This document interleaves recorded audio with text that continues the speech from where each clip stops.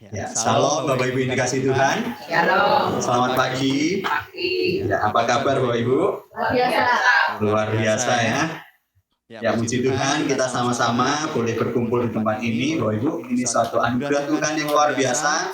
Karena Tuhan terus mengundang kita untuk kita boleh bersama-sama merenungkan firman Tuhan. Bapak Ibu, tema kita pada hari ini adalah tentang Yehuda, kisah anugerah Allah. Pada waktu pertama menyusun tema ini, kami hamba Tuhan dan majelis itu mempersiapkan tema ini di akhir bulan aslinya ya. Akhirnya di akhir bulan. Tapi karena satu dan lain hal, pembicara tamu yang tidak bisa di minggu ini, akhirnya kita tukar. Jadi harusnya ini persiapan di persiapan Natal kita ya. Jadi persiapan Natal yang harusnya kita akan renungkan. Kita akan renungkan tentang kisahnya Yehuda. Tapi karena waktu, jadi kita akan merenungkan pada hari ini. Tidak ada salahnya ya Bu ya. Kata orang itu adalah Natal, harusnya itu setiap hari kan gitu kan ya. Jadi kita akan merenungkan firman Tuhan ini. Mari kita buka Bapak Ibu Kejadian pasal yang ke-37. Kita buka beberapa ayat Alkitab. Jadi bukan cuma satu perikop saja, bukan satu ayat saja, tetapi beberapa Alkitab kita akan buka. Kejadian 37 ayat yang ke-26 dan 27. Kejadian 37, 26 dan 27 saya akan bacakan Bapak Ibu sekalian. Lalu kata Yehuda kepada saudara-saudaranya itu, apakah untungnya kalau kita membunuh adik kita itu dan menyembunyikan darahnya? Marilah kita jual dia kepada orang Ismail ini. Tetapi janganlah kita apa-apakan dia, karena ia saudara kita, darah daging kita. Dan saudara-saudaranya mendengarkan perkataannya itu. Kita buka kembali Kejadian 38. Ayat 24 sampai 30. Kejadian 38, 24 sampai 30 saya akan bacakan untuk Bapak Ibu sekalian. Sesudah kira-kira 3 bulan dikabarkanlah kepada Yehuda, Tamar menantumu bersundal, bahkan telah mengandung dari persundalannya itu. Lalu kata Yehuda, bawalah perempuan itu supaya dibakar. Waktu dibawa, perempuan itu menyuruh orang kepada mertuanya mengatakan, dari laki-laki yang empunya barang-barang inilah aku mengandung. Juga dikatakannya, periksalah siapa yang empunya cap materai serta kalung dan tongkat ini. Yehuda memeriksa barang-barang itu lalu berkata, bukan aku, tetapi perempuan itulah yang benar, karena memang aku tidak memberikan dia kepada Sheila anakku. Dan ia tidak bersetubuh lagi dengan perempuan itu. Pada waktu perempuan itu hendak bersalin, nyatalah ada anak kembar dalam kandungannya. Dan ketika ia bersalin, seorang dari anak itu mengeluarkan tangannya, lalu dipegang oleh bidan. Diikatnya dengan benang kirmisi serta berkata, inilah yang lebih dahulu keluar. Ketika anak itu menarik tangannya kembali, keluarlah saudaranya laki-laki. Dan bidan itu berkata, alangkah kuatnya engkau menembus keluar. Maka anak itu dinamai Peres. Sesudah itu keluarlah saudaranya laki-laki dan tangannya telah berikat benang kirmisi itu. Lalu kepadanya diberi nama Serah. Kita buka lagi Kejadian pasal 44, Bapak Ibu. Kejadian pasal 44 ayat 33 dan 34. Kejadian 44 ayat 33 dan 34 saya akan bacakan untuk Bapak Ibu sekalian. Oleh sebab itu, baiklah hambamu ini tinggal menjadi budak tuanku, menggantikan anak itu dan biarlah anak itu pulang bersama-sama dengan saudara-saudaranya. Sebab masakan aku pulang kepada ayahku, apabila anak itu tidak bersama-sama dengan aku tidak akan sanggup melihat nasib celaka yang menimpa ayahku. Ini kata Yehuda kepada Yusuf. Amin. Sedemikian jauh pembacaan kita. Yang berbahagia adalah kita yang bukan hanya membaca dan merenungkan, tetapi yang melakukan firman itu hari lepas hari. Amin Bapak Ibu ya.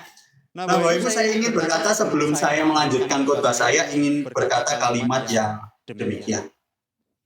Banyak orang itu suka dosa, tetapi tidak dengan akibatnya. Banyak orang itu suka dengan dosa, tetapi tidak suka dengan akibat daripada dosa tersebut. Ada begitu banyak, kalau misalkan di media sosial Bapak Ibu perhatikan, ada anak kecil membuli, waduh, bukan cuma membuli, menganiaya teman-temannya. Pada waktu itu di Jawa Barat, kalau nggak salah 1 atau 2 bulan yang lalu, kejadian ini, membuli, dipukul, dihabisi temannya. Pada waktu ditangkap polisi, pada akhirnya dia memakai salah satu atribut agama, dan dia menangis.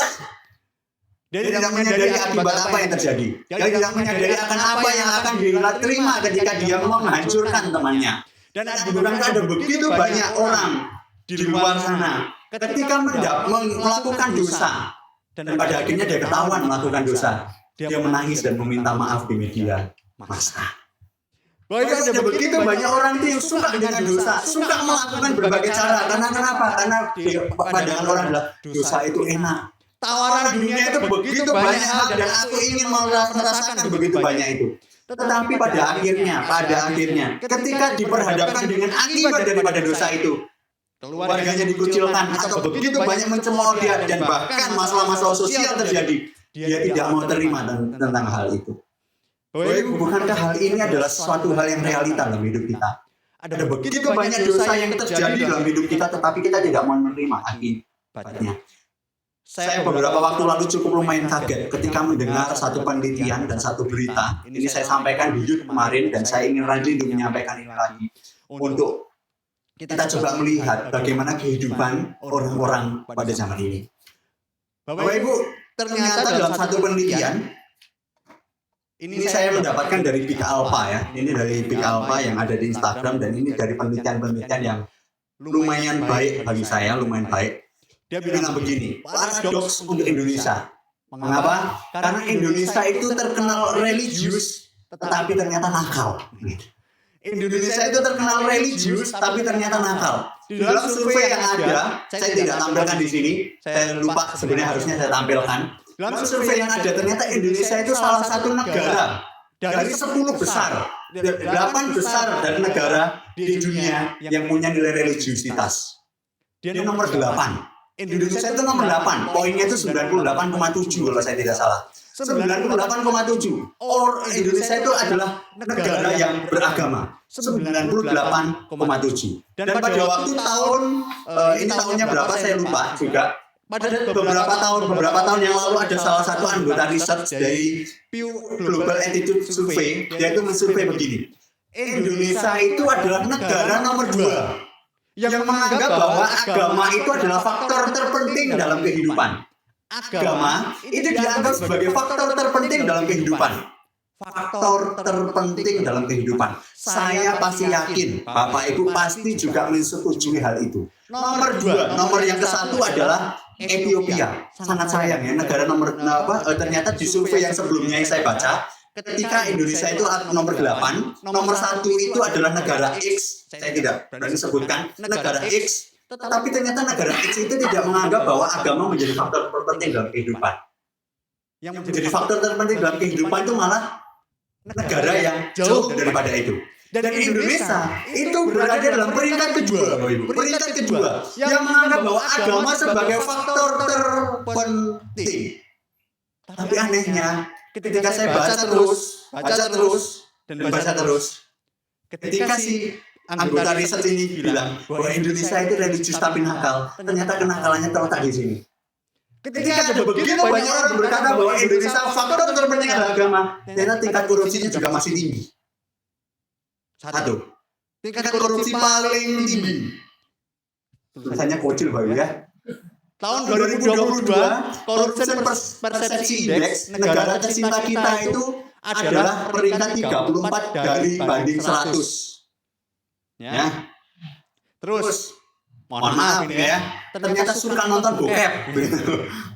Di tahun 2018, Ekpat menginformasikan Indonesia pernah menyatakan bahwa survei di tahun 2015-16 itu pengakses situs dewasa terbesar nomor 2 di dunia.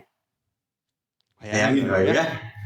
Yang ketiga, negara Indonesia tertinggi di ASEAN di dunia nomor 2 yang menyatakan bahwa tidak sopan di internet. Tidak sopan di internet. Tertinggi di Asia, nomor 2 di dunia. Wow, wow gitu kan. Tidak sopan di internet. Nomor 4 Bapak Ibu. Indonesia ternyata merupakan negara dengan pemain judi online terbanyak di dunia. Malah mengalahkan Kamboja. Indonesia memiliki lebih dari 200.000 pemain judi online, jauh melebihi Kamboja di posisi kedua dengan pemain 26.000. Bayangin 26.000 ke 200.000, Bapak Ibu. Jauh. Sangat jauh, Bapak Ibu.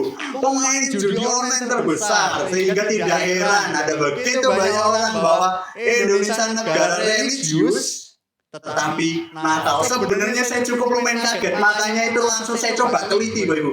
Bener dan sini situsnya, ternyata betul, Bapak Ibu. Survei menunjukkan, Bapak Ibu. Dan inilah yang terjadi di negara kita. Welcome to Indonesia. Bapak Ibu, saya cuma ingin coba berpikir begini. Ada nggak ya jemaat Pondok Chandra yang terlibat dalam kasus seperti ini ya? Salah satu dari sini yang menyumbang 200.000 itu, 200 juta itu, atau menyumbang dari suka nonton itu, atau menyumbang dari peringkat kedua di dunia tentang netizen itu. Saya mencoba berpikir, jangan-jangan saya terlibat di dalamnya dari keempat itu misalkan. Atau saya terlibat di dalamnya dari beberapa itu, sekalipun saya nggak judi, Bapak Ibu. Jujur saya nggak judi supaya saya tidak dikeluarkan dari GK Pondok Chandra ya. Tapi jangan-jangan. Saya coba berpikir bahwa kenapa hal ini bisa terjadi? Mengapa keempat ini bisa terjadi di Indonesia? Karena dosa itu menarik. Betul atau betul? Dosa itu adalah menarik. Dosa itu adalah membuat kita tertarik dan terjerat di dalamnya. Dan ketika dosa itu susah, sangat besar, itu akan susah dibereskan dosa itu. Karena dosa itu sangat-sangat menarik. Sehingga saya ingin ngomong begini, sesuatu yang menarik itu belum tentu terbaik. Sesuatu yang menarik itu belum tentu yang terbaik. Bapak Ibu pasti ingat ketika Adam dan Hawa jatuh dalam dosa. Hawa ketika jatuh dalam dosa cuma satu kata-katanya. Karena apa? Karena buah itu menarik. Buah itu menarik bukan karena buah itu punya tali sehingga menarik ada Hawa. Karena buah itu menarik. Dan itu adalah wujud daripada dosa. Dan dosa itu sudah terlampau lama. Dan pada saat kita merenungkan hari ini, ketika kita membaca teks kita, ternyata dosa itu juga menarik salah satu tokoh yang bernama Yehuda. Kalau Bapak Ibu coba perhatikan dari silsilah raja-raja, silsilahnya Yesus Kristus, Bapak Ibu pasti menemukan nama yang salah satunya adalah keturunan dari Yehuda. Bapak Ibu ingat, Yesus Kristus itu orang yang suci, Dia adalah Tuhan. Tapi coba kita perhatikan, ternyata bapak leluhurnya siapa? Yehuda. Yang seperti apa Yehuda? Nah, kita akan merenungkan pada hari ini, Bapak Ibu. Kita akan coba lihat siapa sih Yehuda, sifat seperti apa Yehuda, dan apa yang dia perbuat Yehuda, dan mengapa dia itu bisa menjadi bapak leluhur daripada Yesus Kristus. Kita akan coba perhatikan Yehuda. Yehuda adalah anak lelaki yang keempat dari perkawinan antara Yakub dan Lea. Dia adalah anak lelaki keempat dari perkawinan antara Yakub dan Lea. Dan seperti yang saya katakan tadi, poin yang pertama saya adalah ketika kita memikirkan Yehuda, dia itu dipilih karena anugerah. Dia itu dipilih karena anugerah. Dia bukan dipilih karena dia memiliki spek tertentu. Dia tidak dipilih melalui hal-hal tertentu yang terjadi dalam hidupnya. Enggak. Kalau kita misalkan ya, saya sering kali membicarakan tentang hal ini, karena saya sudah 3 kali berbicara tentang anugerah di mimbar ini ya, di mimbar hari Minggu. Setiap kali saya membicarakan anugerah pasti saya bilang begini, Bapak Ibu kalau misalkan Bapak Ibu memilih salah satu karyawan bagi Bapak Ibu, pasti ada namanya fit and proper test. Betul atau betul?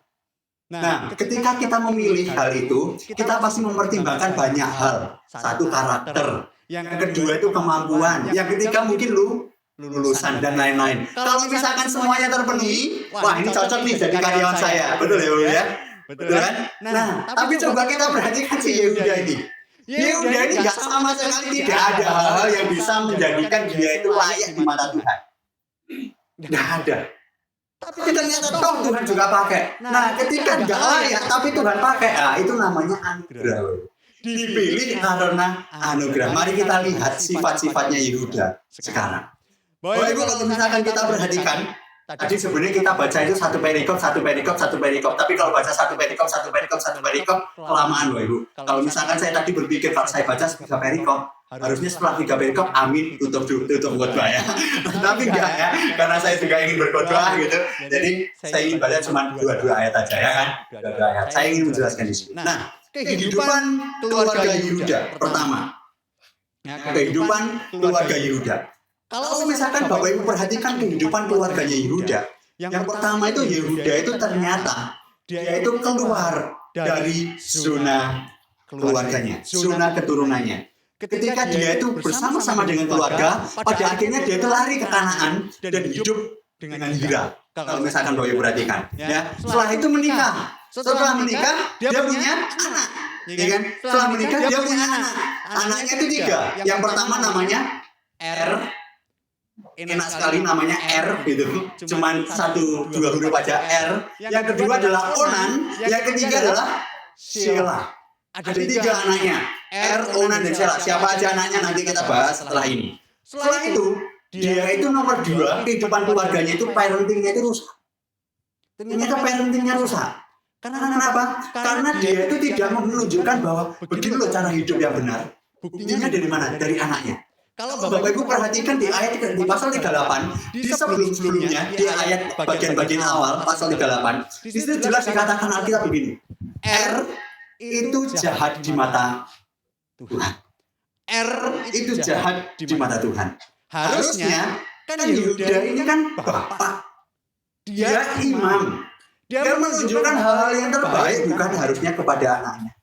Tetapi kita berkata bahwa R itu jahat di mata Tuhan, yang pertama. Yang kedua, ternyata tindakan yang ditujukan kepada R itu timbul ke adiknya, si Onan. Onan juga melakukan kehidupan yang tidak baik, sehingga dia itu juga dibunuh oleh Tuhan. Nah, sekarang saya akan ceritakan kasusnya tentang hal ini. Tentang moralnya yang cukup lumayan rusak. Sebelumnya, kalau misalkan sebelum ke kehidupan keluarga harusnya ada 1 slide, tapi saya ternyata lupa tidak menampilkan di slide itu ya. Saya menampilkan 1 slide, satu kehidupan sebelum keluarga ya. Yehuda ini adalah salah satu tokoh pendengki, iri hati, dan dia pendendam kepada adiknya. Karena kenapa? Karena si Yusuf ini ya, si Yusuf itu adalah orang yang diistimewakan daripada Yakub. Ya. Yakub mengistimewakan Yusuf sehingga salah satunya si Yehuda ini juga cukup mendendam. Nah, ini bagi Yehuda, ini anak kok lumayan, mohon maaf, kurang ajar. Karena kenapa? Karena koko-kokonya ini pada kerja. Si Yusuf ini pakai baju yang bagus ya kan, pakai baju yang bagus di rumah gitu. Disayangi oleh Yakub karena dia anak yang paling dikasihi dan paling dicintai. Dan bukan cuma itu, bukan karena perlakuan papanya saja, si Yehuda ini benci sama si Yusuf ketika Yusuf bilang begini, nanti kamu akan tunduk sama aku. Gitu. Lewat mimpinya lewat sapi 7 gemuk, 7 kurus. Yang gemuk ternyata dimakan sama yang kurus dan yang lain-lain. Terus bintang dan yang lain-lain. Nah, terus salah satunya Yehuda itu berpikir begini, ngawur anak ini, anak kecil, masa pokoknya mau suruh hormat kepada adiknya. Nah, salah satunya dendam dia. Dendam sekali sama si Yusuf. Nah, karena saking dendamnya, pokoknya semuanya itu dendam. Tiba-tiba si papanya si Yakub ini bilang, kamu antarlah makanan kepada kokomu itu yang ada di padang gitu. Yang ada di padang. Kokonya sudah saking dendamnya, akhirnya dia bawa merencanakan pembunuhan. Dicemplungkan ke dalam sumur. Mau dibunuh. Dan salah satu penyelamatnya adalah si Yehuda. Yehuda bilang begini, itu kan adik kita. Udahlah, karena itu adik kita, darah daging kita. Sudah, kita jual aja ke orang Ismail itu loh. Kita jual aja ke mereka. Dan dapatlah si Potifar yang membelinya. Kira-kira begitu ya. Dan yang membawa penjualan adalah dalangnya adalah si Yehuda. Dalam tanda kutip, Yehuda jahatnya. Karena dia adiknya sendiri harus. Dia tahu bahwa kalau misalkan Yehuda dijual, yang sakit hati adalah papanya. Papanya pasti sakit hati. Dan itu terbukti benar. papanya sakit hati. Nah, setelah itu rentetan cerita masuklah ke kehidupan keluarga. Yehuda pada waktu pertama sudah mendendam iri hati menjadi dalam sebagai penjualan, lalu rentetan keluarga ke keluarganya. Pada waktu itu balik ke Kanaan, dia ke Kanaan, nikah seperti yang saya jelaskan tadi, 3 orang dari yang lain, jahat di mata Tuhan, dan ternyata tambah jahat lagi. Pada waktu itu, dinikahkan oleh salah seorang perempuan yang bernama Tamar. Pada waktu Tamar menikah, karena jahat di mata Tuhan, dibunuh sama Tuhan. Satu. Pada waktu itu perkawinan namanya adalah perkawinan Levirat. Ini salah satu budaya Mesopotamia. Kalau dalam bahasa sana, bahasa Mesopotamia namanya Khalitsah. Nah, Khalitsah itu adalah peraturannya begini. Kalau misalkan dalam satu keluarga itu ada anak laki-laki itu banyak. Nah, ini kasusnya 3, anak laki-laki 3. Anak pertama itu nikah, mati. Laki-lakinya mati. Yang harus meneruskan adalah adiknya. Nah, kasus ini adiknya meneruskan. Tapi masalahnya adalah nanti kalau dia punya anak, itu dihitung sebagai anaknya kokonya. Bukan anaknya si nomor 2. Anaknya kokonya. Nah, kalau misalkan anak kedua mati lagi nih, berarti yang harus meneruskan keturunan adalah adiknya lagi. Sampai kalau misalkan tetap nggak punya anak. Buat sampai anaknya itu 10 ya tetap terus kayak gitu, Bapak Ibu. Dan ini kasusnya cuma 3. Sampai di Onan, si Onan ini tahu. Onan ini pikir, saya enakin peraturan itu. Aku yang punya anak kok namanya nama kokoku gitu. Namanya R. Ya udah, pada waktu itu Onan memperlakukan perbuatan yang jahat. Mohon maaf, kita semuanya sudah dewasa ya. Kita semua sudah dewasa. Pada waktu itu air maninya dibuang ke tanah. Dan pada saat itu juga tidak ada mengandung. Dan itu dipandang jahat di mata Tuhan. Tolong dipahami konteksnya. Pada waktu itu mengapa Tuhan berkata bahwa itu adalah jahat? Karena pada waktu Tuhan itu ingin membangun satu keturunan Israel yang besar. Ingin membangun suatu keturunan Israel yang besar. Sehingga ketika si Onan berpikir, aku nggak mau punya anak, Tuhan bilang, kamu melanggar perintahku. Karena perintahku adalah, aku ingin membangun keturunan Israel menjadi lebih besar. Dan pada saat itu juga si Onan dibunuh. Banyak orang di luar sana berpikir bahwa, mohon maaf ya, kita semua sudah besar ya Bapak Ibu ya. Kata Onan itu adalah akar kata dari Onani. Itu salah. Karena mengapa? Karena mohon maaf lagi, saya ingin berbicara begini. Karena namanya si Onan ini, dia itu bukankah kehidupan suami istri. Yang kedua, namanya si yang satu yang ditambah I, itu bukankah sendiri. Jadi ini adalah satu konteks yang berbeda, yang tidak bisa ditarik akar katanya. Tidak bisa. Dah masuk. Karena yang satu itu untuk kepuasan pribadinya, yang I itu kepuasan pribadi, yang tanpa itu bukankah kegiatan yang berdua keluarga. Sehingga ini tidak nyambung, nggak klop. Sehingga kata yang dua ini tidak bisa disangkut pautkan. Salah jikalau dibilang, oh kata ini dari akar kata ini. Tidak, ya. Tidak. Saya ingin meluruskan bagian itu. Nah, lanjut ya. Kita lanjut. Nah, itu namanya perkawinan Khalitsah pada zaman itu. Nah, setelah itu bangsa Yahudi itu bilang, aduh perkawinan kayak gini tuh menyusahkan. Yehuda juga bilang, aduh ini menyusahkan sekali kayak gini nih. Masa adik-adiknya terus Yehuda pikir, nah kalau misalkan Sila kasih, anakku ini musnah semua. Dan aku. Itu sebabnya Yehuda bilang, kalau gitu, aku tidak akan memberikan Sela kepada Tamar. Nah, peraturan pada waktu itu dibilang begini, kalau misalkan sudah menikah satu kali, tidak boleh cari orang lain. Tidak boleh cari pengganti sekalipun itu suaminya sudah mati. Tidak boleh.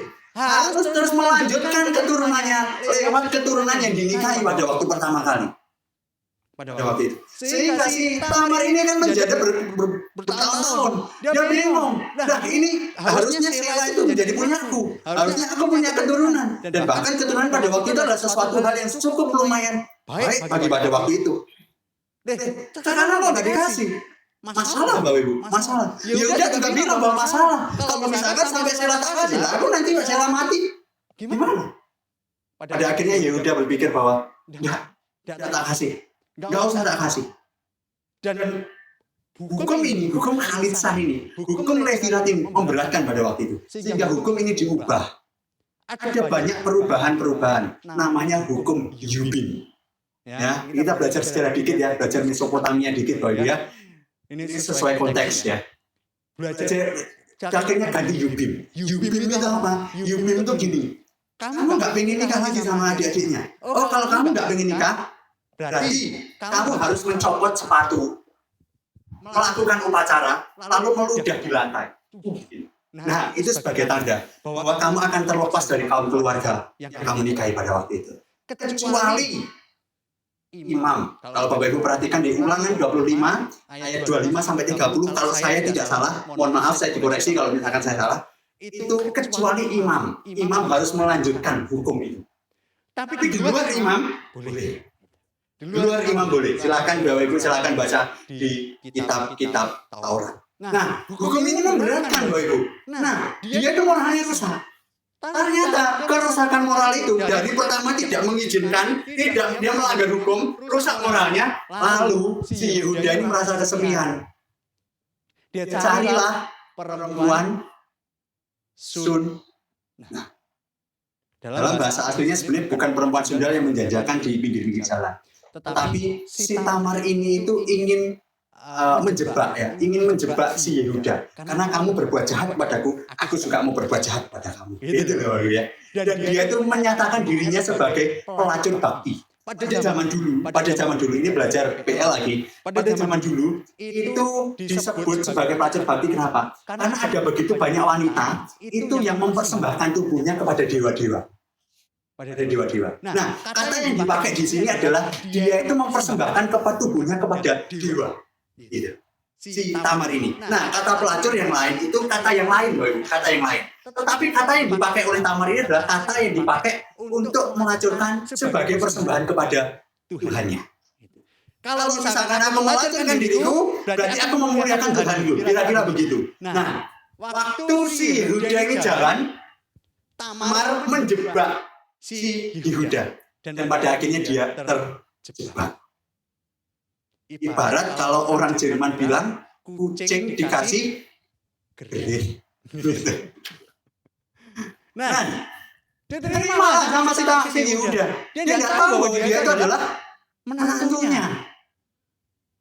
Luar biasa kan ya? Menantunya.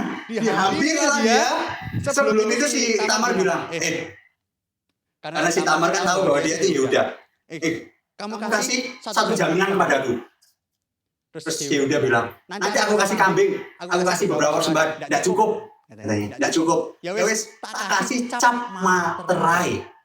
Cap materai. Pada zaman dulu cap materai itu begini. Cap materai itu kalau misalkan Bapak Ibu tahu satu benda, terus Bapak Ibu ngerti, oh ini kalian ini, gitu. Apa ya? Kalau misalkan sama saya itu apa? Betul atau betul? Maka sama kita ya. Kalau misalkan Bapak Ibu tahu, misalkan mobil S dulu plat B UKJ, nah ini kalian ini gitu di jalan. Misalkan tahu mobil Terios plat Q belakangnya, itu pasti bersandar itu gitu. Misalkan tahu mobil Ayla putih belakangnya SC, nah itu pasti Padania ya gitu. Pokoknya identitas itu baru ya. Terus tahu WFM, nah itu pasti mobil gereja, nah itu pasti Padania itu gitu. Jadi biasanya cap materai itu menunjukkan orangnya. Nah, si Yehuda ini bilang, oke, kalau gitu tak kasih cap materai. Udah kasih cap materai. Lalu setelah itu selesai 3 bulan kemudian, Bapak Ibu tadi baca ya. Baca ternyata si Tamar mengandung. Si Tamar mengandung. Diberitakan kepada si Yehuda sama si karyawan-karyawannya, sama orang lain. Dia bilang, menantumu itu mengandung. Terus akhirnya Yehuda itu marah. Dia mengandung. Harusnya mengandung dari keturunanku. Gitu. Tapi pada akhirnya dia bilang, bawa sini perempuan itu bakar. Bawa sini perempuan itu bakar. Lalu pada waktu mau dibakar, pada waktu dibawa, dibilanglah sama orang itu, sampaikan ini kepada bosmu. sampai gini kepada Yehuda. Ini loh yang menghampiri aku. Pada akhirnya apa? Buah si malah Hama. Ketahuan bahwa dia adalah Yehuda. Dan Yehuda menyadari bahwa aduh, kebablasan. Enggak, dia langsung bilang, ternyata yang berbuat dosa adalah aku sendiri. Yehuda langsung bilang di ayat yang selanjutnya tadi bilang bahwa betul, bukan perempuan itu yang salah, tetapi akulah yang menghampiri dia dan membuat dia menjadi hamil. Rentetan cerita selanjutnya, 9 bulan berselang, 6 bulan berselang, lahirlah anak itu yang bernama Peres dan satunya siapa, Bu? Siapa tadi? Ya, pokoknya itu ya, saya lupa. Tapi saya ingin menggarisbawahi kata Peres. Ternyata kalau Bapak Ibu perhatikan di dalam silsilah Matius pasal yang pertama, di situ dikatakan ada namanya Yehuda, dan ada namanya Tamar, dan ada namanya Peres. Bukankah ini suatu hal yang luar biasa? Kalau kita perhatikan, harusnya yang cocok menjadi silsilah keturunan Raja Israel, silsilah keturunan Yesus Kristus adalah Yusuf. Harusnya. Karena mengapa? Karena Yusuf sudah hidup di istana. Dia sudah menjadi panglima Soko bumi ya, dalam Kejadian. Dia sudah menjadi orang yang terkenal, terpandang. Dia membawa orang Israel tidak kelaparan. Harusnya Yusuf yang cocok. Tetapi Tuhan memilih bukan Yusuf, bukan si Ucup, tetapi Yehuda yang adalah orang yang berdosa, yang menjadi dalam berjualan dirinya, yang menjadi orang yang egois, dia yang menenangkan diri sendiri, bahkan dia menghancurkan dirinya, dan bahkan dia berbuat jahat kepada keluarganya. Harusnya kalau kita coba perhatikan, bukan Yehuda, tetapi toh ternyata Yehuda lah yang dipilih oleh Tuhan. Bukankah ini satu hal yang luar biasa? Orang yang harusnya tidak sama sekali kita mungkin pandang rendah karena berbuat dosa, tetapi Tuhan pakai. Mungkin bisa di next, ini nggak bisa. Bapak Ibu, sehingga saya ingin bilang begini, di dalam Tuhan hidupmu itu tidak pernah salah, walau harus hidup penuh masalah. Kalau kita punya masa lalu yang kelam, sudah tinggalkanlah masa lalu yang kelam itu. Karena toh ternyata Tuhan menangkap kita, bukan? Kalau toh kita punya masa lalu yang begitu banyak dosa yang kita lakukan, ya sudah. Tinggalkanlah masa lalu yang berdosa itu. Karena toh Tuhan sekarang sudah menangkap kita. Mungkin kita harus berpikir, kenapa ya kok bukan orang itu yang terus-menerus berbuat baik kepada orang lain? Yang tidak dipilih oleh Tuhan. Kenapa aku yang berdosa? Ya karena Tuhan ingin memilih engkau dan memilih saya. Di luar sana ada begitu banyak orang baik, betul. Begitu banyak orang peduli, betul. Tetapi ternyata orang yang peduli dan baik kadang-kadang tidak dipilih Tuhan. Dan mungkin kita yang jahat, yang buruk, yang busuk, yang bobrok, yang adalah rusak, kok ternyata dipilih oleh Tuhan. Bapak Ibu, ini adalah anugerah Tuhan. Sadarilah bahwa di dalam Tuhan hidupmu nggak pernah salah, walaupun hidup penuh masalah. Sehingga ada satu pepatah yang saya sangat suka. Bukan hanya intan berlian, batu permata yang mahal yang dapat memancarkan sinar kemuliaan matahari, tetapi kaleng bekas yang diinjak-injak orang, beling-beling pecah yang dibuang, kalau dibersihkan juga akan memancarkan sinar kemuliaan matahari. Siapa kaleng bekas? Siapa beling pecah? Siapakah orang-orang yang menginjak-injak, yang diinjak-injak? Tidak lain dan tidak bukan adalah saya dan Anda. Mari Bapak Ibu kita menyadari bahwa kasih Tuhan sangat besar. Terus lalu mungkin kita menganggap bahwa ya Tuhan, aku ini orang berdosa dan lain-lain. Coba kita perhatikan Bapak Ibu, para orang-orang zaman dulu. Musa gagap, dia merasa nggak layak, dia berdosa. Abraham sudah tua. Yakub mempunyai rasa tidak aman, Lea tidak menarik. Yehuda orang yang egois dan pendendam. Yusuf dilecehkan dan dibuang saudaranya. Gideon orang miskin. Simson sangat tergantung pada orang lain. Rahab tidak bermoral. Daud mempunyai berbagai masalah dalam keluarga. Bahkan dia selingkuh dengan panglima perangnya. dengan istri panglima perang. Elia mempunyai kecenderungan untuk bunuh diri. Yeremia tertekan, Yunus enggan, Naomi seorang janda, Yohanes Pembaptis orang ekstensik, Petrus impulsif dan cepat marah. Marta suka khawatir. Marta Samaria perkawinannya gagal berkali-kali. Zakius tidak populer, bahkan dia koruptor. Thomas suka kok ragu-ragu. Paulus tidak sehat. Timotius pemalu. Coba kita baca. Coba saya akan membacakan yang kuning itu. Itu adalah rangkaian kelemahan, keterbatasan, dan dosa tokoh Alkitab. Tetapi ternyata Tuhan memakai mereka dalam pelayanannya. Tuhan juga memakai Anda sekalipun dalam kelemahan, keterbatasan, dan bahkan masih terus berbuat kesalahan. Bapak Ibu, tidak ada orang yang sempurna. Tidak ada orang yang lulus uji dalam fit proper test di dalam Tuhan. Tidak ada. Yang ada adalah Tuhan memakai kita di balik kelemahan dan kesalahan kita. Jikalau saya bisa sampai saat ini menjadi hamba Tuhan, itu karena pilihan Tuhan. Harusnya saya tidak layak.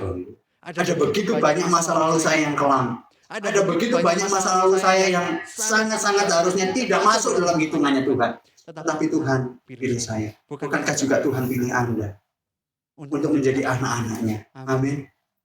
Tuhan tidak milih orang-orang yang bisa melakukan segala sesuatu. Bukan cuma itu. Tapi Tuhan memilih orang yang seperti Anda dan saya. Bukan cuma dipilih, Yehuda juga diubah oleh anugerah dengan cepat batu karena sudah cukup lama ternyata saya ngomongnya. Dia bukan cuma dipilih, tapi ternyata dia juga diubah oleh anugerah. Kalau Bapak Ibu perhatikan, dalam Kejadian 44, Bapak Ibu pasti tahu dengan satu bahasa, sekarang tadi bahasa Jerman, sekarang bahasa Belanda, namanya pangling. Namanya pangling, Bapak Ibu. Pangling itu apa? Pangling itu adalah ketika kita melihat orang, kok harus berubah orang ini. Yang dulunya Vian itu ganteng, gitu kan? Wah, sekarang kok ganteng banget. Nah, pangling gitu kan, pangling gitu. Bapak Ibu pasti tahu tentang istilah ini. Kalau Bapak Ibu perhatikan baca tentang Kejadian pasal 44, Bapak Ibu juga pasti akan pangling dengan Yehuda. Karena kenapa? Ketika Yehuda mengakui kesalahannya, ketika Yehuda sadar akan dosanya, ketika Yehuda sadar ada begitu banyak masalah-masalah dalam hidupnya, dan dia berubah, dan pada akhirnya dia melakukan satu tindakan yang sangat-sangat menarik. Kejadian 44 dia bilang kepada papanya, aku yang akan menjadi jaminan bagi Benyamin. Yang lain, pada waktu si Benyamin ditahan, si Yehuda bilang, aku mau jadi budak aja. Jangan dia. Aku aja yang jadi budak. Dia seolah-olah menjadi pemimpin. Dia seolah-olah dia berubah dari yang dulunya egois, dia yang dulunya mendalam sebagai penjualan Yakub, Yusuf. Akhirnya dia menyerahkan dirinya untuk menjadi pemimpin. Dia diubahkan. Dia yang dulunya itu dia pecundang, sekarang dia menjadi pemenang. Dia yang dulunya bobrok, sekarang dia tahu bagaimana dia harus memimpin keluarganya. Sehingga Bapak Ibu, dari selfish menjadi servant leadership. Seolah-olah dia ingin bilang begini. Dia ingin bilang bahwa aku ini adalah jaminan bagi keluargaku. Sehingga aku bertanggung jawab atas segalanya. Karena apa? Karena dia sudah berubah. Dan ini adalah satu refleksi Bapak Ibu, yang apa dilakukan oleh Kristus nantinya. Apa yang dilakukan Yehuda itu adalah refleksi dari apa yang dilakukan Kristus. Ketika dia bilang bahwa barang siapa ingin menjadi besar di antara kamu, hendaklah ia menjadi pelayanmu. Dan barang siapa ingin menjadi terkemuka di antara kamu, hendaklah ia menjadi hamba untuk semuanya. Dan ini dilakukan oleh Yehuda ketika dia merasakan bahwa ada ancaman bagi adiknya. Dia bilang, aku saja yang masih. Aku saja yang menjadi orang yang ditindasnya. Ini adalah satu servant leadership. Pemimpin yang melayani. Dan bukankah ketika kita coba perhatikan rentetan cerita terus-menerus, itu juga yang dilakukan Kristus bagi kita. Dia yang adalah Raja turun ke dunia. Bukan untuk memimpin dengan cara yang otoriter, enggak. Tapi dia malah menjadi hamba. Dan dia mau melayani kita, melayani Anda, dan melayani saya. Yang Harusnya dia di surga cuma bilang dengan satu kecaman, mungkin satu ketukan, gitu. Mungkin juga sambil bilang, kupu panda ya. Enggak. Mungkin dia cuma bilang, gitu aja. Semua orang yang kami ini langsung selamat. Harusnya gitu. Bisa dia melakukan gitu. Tapi Tuhan bilang, enggak. Aku harus turun dan aku harus menyelamatkan dunia ini. Menyelamatkan manusia-manusia ini dengan cara di atas kayu salib. Bapak Ibu, bukankah ini yang dilakukan oleh Kristus bagi kita? Ini juga dilakukan oleh Yehuda bagi keluarganya.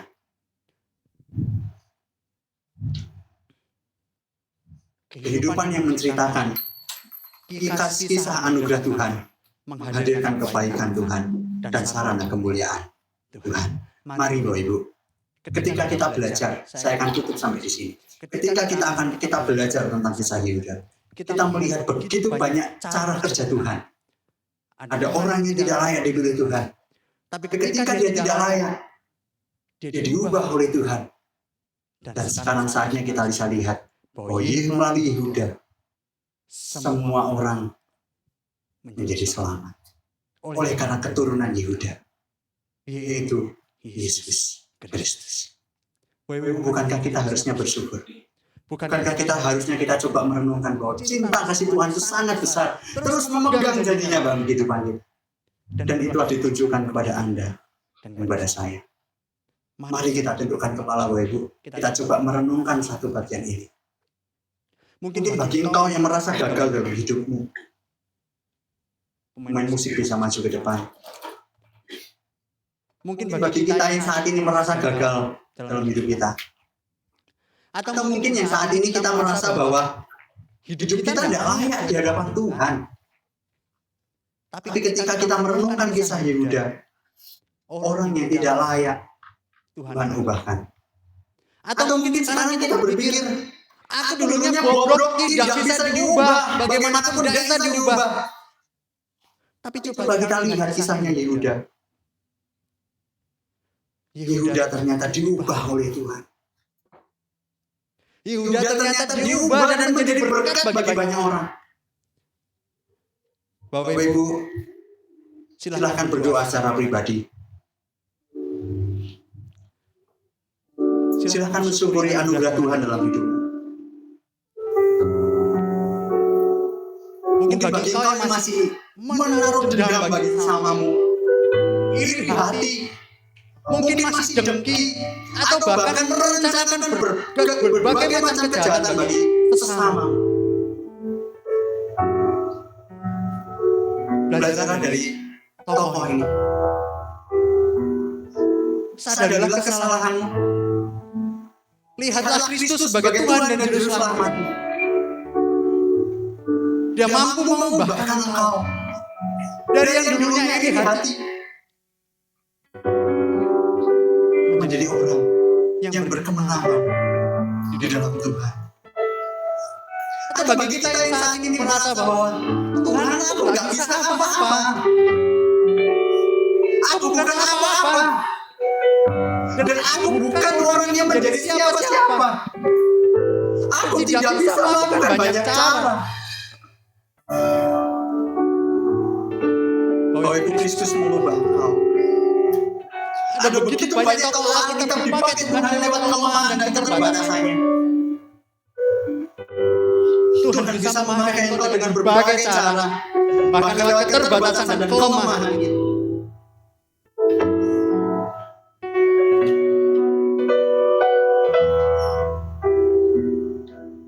Mari Bapak Ibu kita sama-sama berdoa. Kita sama-sama terus-menerus minta pertolongan Tuhan. Tuhan menginginkan kehidupan kita menyenangkan Dia. Ketika kau terpanggil untuk melayani Tuhan di tempat ini, dengan cara apa yang kau bisa, lakukanlah itu dengan senang hati.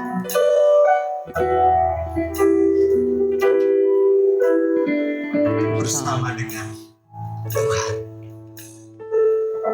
Karena bersama dengan Tuhan, saya yakin engkau akan dipakai Tuhan dan semuanya untuk kemuliaan bagi nama Tuhan. Berdoalah secara pribadi.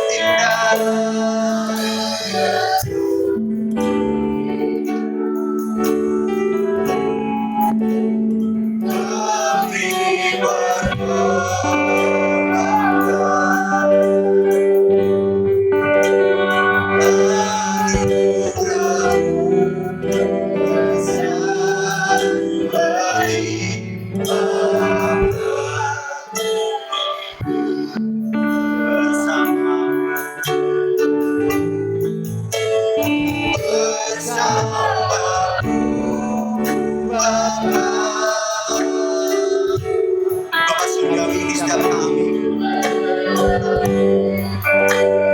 Kami punya kerinduan yang sama, ingin memuliakan Engkau. Tuhan kiranya pakai kami. Ketika Engkau memimpin kami, biarlah kami boleh menyerahkan hidup kami pada Tuhan. Dan biarlah Engkau bersama-sama dengan Kami, tolong kami. ya Tuhan, dan berkati kami.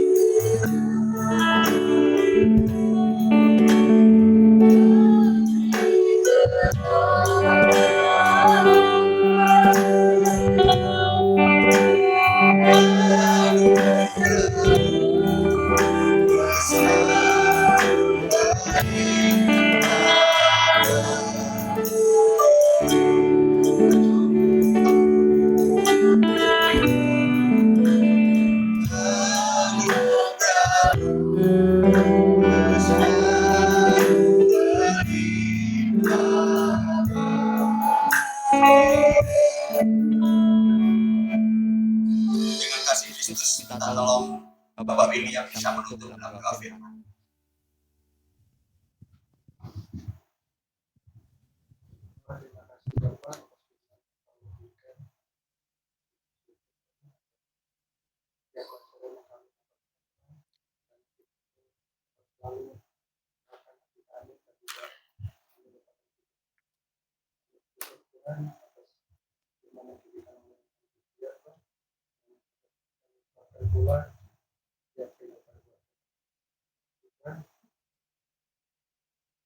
Amin.